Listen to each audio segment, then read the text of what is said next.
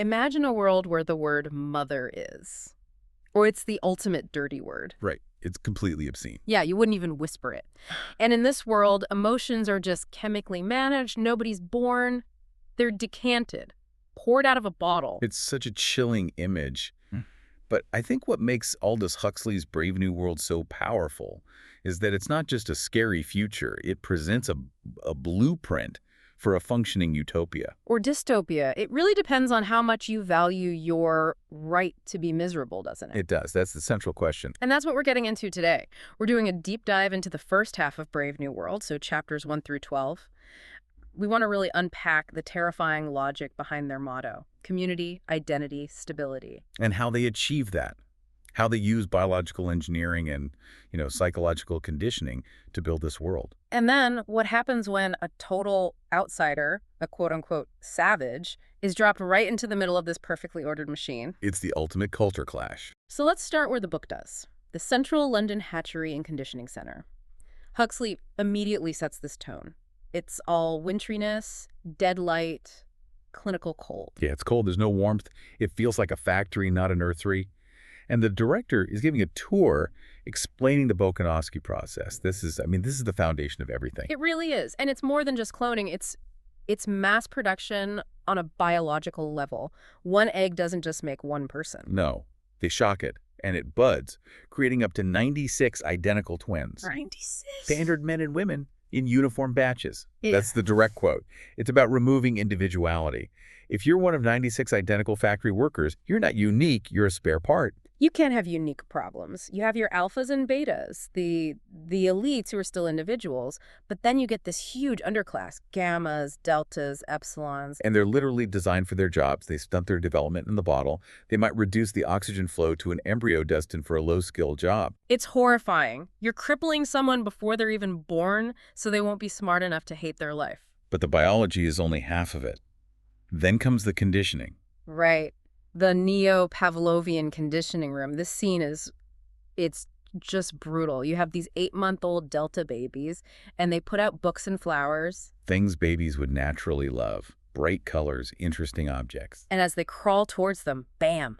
Sirens, explosions, and an electric shock through the floor. And the logic behind it is just this masterclass in cynical economics. Exactly. It's not about safety. It's about making them hate nature and literature. Because a love of nature is, and I quote, gratuitous. It's free. It doesn't drive the economy. So they condition them to hate a field of flowers but love, say, country sports. Which require transport and expensive manufactured apparatus. It's building consumerism directly into the nervous system. And they lock it all in with hypnopedia, sleep teaching. Which, interestingly, they found didn't work for intellectual facts. You can't teach science in your sleep. But you can teach morality, or what passes for it. You can drill in social slogans. Ending is better than mending. I'm so glad I'm a beta. Everyone belongs to everyone else. That's the big one. Yeah. The state literally becomes the little voice in your head. You grow up thinking these pre-programmed ideas are your own thoughts. So let's look at what that society is actually like. Romance is basically a disease. It's seen as pathological, yeah. Monogamy is antisocial. All that intense emotion focused on one person, that's energy you're not giving to the community. So promiscuity is a civic duty. We see that with Lenina Crown. Her friend Fanny is genuinely scolding her for seeing the same man for 4 months. 4 months. It's scandalous. And the word Huxley always uses for Lenia is pneumatic. Yes. Let's talk about that. It means, buxom or curvy, but it also means filled with air, like a tire. It's so deliberate. She's attractive, but she's also hollow. A comfortable, bouncy piece of equipment. She's a commodity. And if any of this feels a little empty, a little wrong, well, there's always Soma. The perfect drug. All the advantages of Christianity and alcohol, none of their defects. No hangover, no guilt. It's the ultimate tool for stability. In our world, unhappiness can lead to revolution. In the world state, you just take a Soma holiday. You float away. But even with all this control, the system has glitches. And we meet 2 of them, Bernard Marx and Helmholtz Watson. Bernard is an alpha plus, so he should be at the top. But he's off. He's shorter than other alphas. Right. There's the rumor someone put alcohol in his blood surrogate by mistake. So he has this massive inferiority complex. He critiques the system, but you get the feeling it's because he just doesn't quite fit in. He's resentful. And then you have Helmholtz, who's the exact opposite. He's too perfect, too smart, too capable. Yes. He's mastered the system so completely that he sees how empty it is. He feels he has something huge and important to say. But there are no words for it. He's stuck writing jingles for sleep teaching when he wants to be writing Shakespeare. Both of them are profoundly lonely. And we see that so clearly in the Solidarity Service. Oh, the orgy porgy. It's this bizarre ritual. 12 people, chanting, taking soma-laced ice cream, trying to merge into a greater being. A total parody of a religious service. Right. And for everyone else, it works. They feel this transcendent connection. But Bernard is just faking it. He's sitting there completely distracted by the fact that one of the women, Morgana, has a unibrow. It's such a perfect human detail. He can't lose himself in the group because he's stuck in his own head, annoyed by an eyebrow. He leaves feeling more alone than ever. Which is what pushes him to take that trip. He brings Lenina to the Savage Reservation in New Mexico. Malpays. And this is where the two worlds collide. The sterile, clean, predictable world of London against dirt and blood and real biology. Lenina's reaction is just pure horror. She sees an old man and she literally can't process it. The wrinkles, the missing teeth. In her world, you're kept young and healthy until you're 60, then you just die. They've edited out the entire process of aging. So to her, an old person is like seeing a monster. And then she sees a woman breastfeeding a baby. Which to her is disgusting. Viviparous birth. It's obscene. Filthy. And that woman, of course, turns out to be Linda, who might just be the most tragic character in the whole book. I think she is. A beta minus from London. Left behind on a trip years ago. She's been stuck there ever since. Aging, getting fat, losing her teeth. But her mind is still conditioned. That's the real tragedy. She tried to live by the rule, everyone belongs to everyone else. She slept with the village men. And the village women, who have a totally different morality, beat her for it. She couldn't understand. She thought she was just being polite. And in the middle of all this, we meet her son, John, the savage. He's a complete anomaly. A white man raised on the reservation speaking this incredibly archaic English. Because he only had 2 books to learn from. One was a dry technical manual for the hatchery. The chemical and bacteriological conditioning of the embryo. And the other was the complete works of William Shakespeare. And that pairing says it all. The world states soulless science on one hand, and the entire spectrum of human passion on the other. Shakespeare gives John a language for his feelings. He doesn't just hate his mother's lover, Popeye.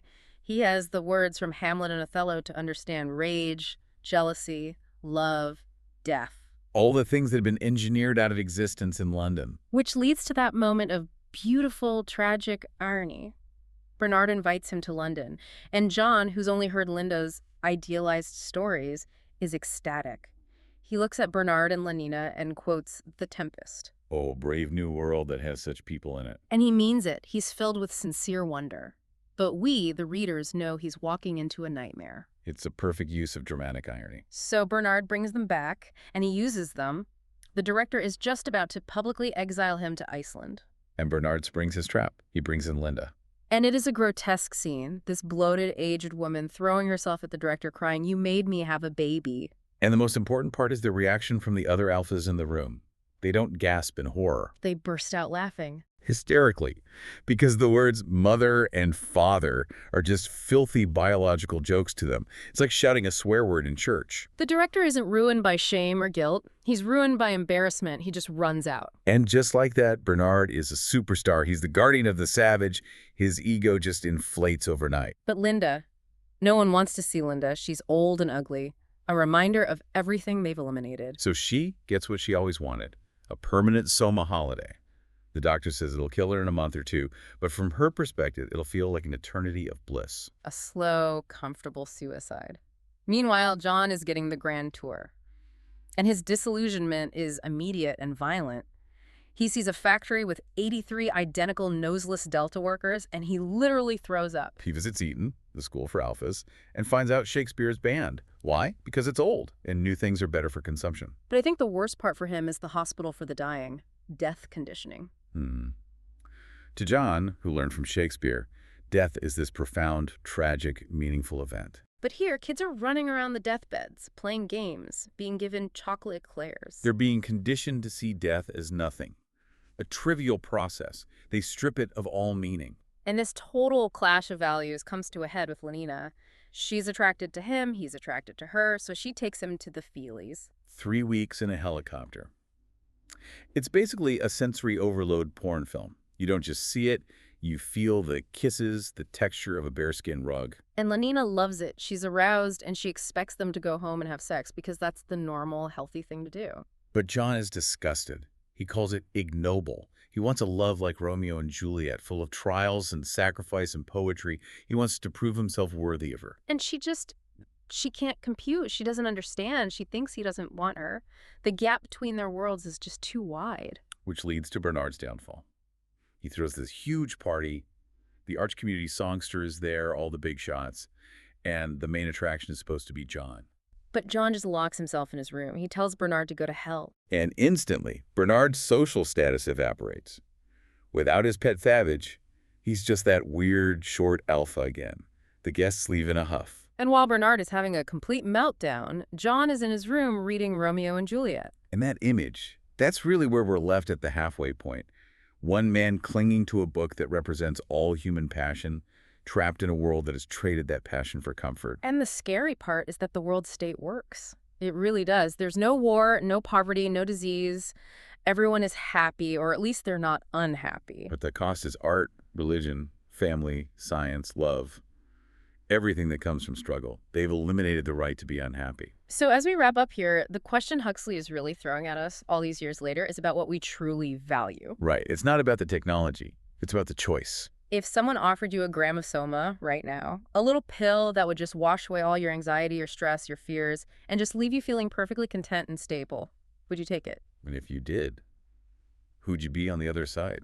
Would you still be you? That's the thought for today. Thanks for joining us for this deep dive.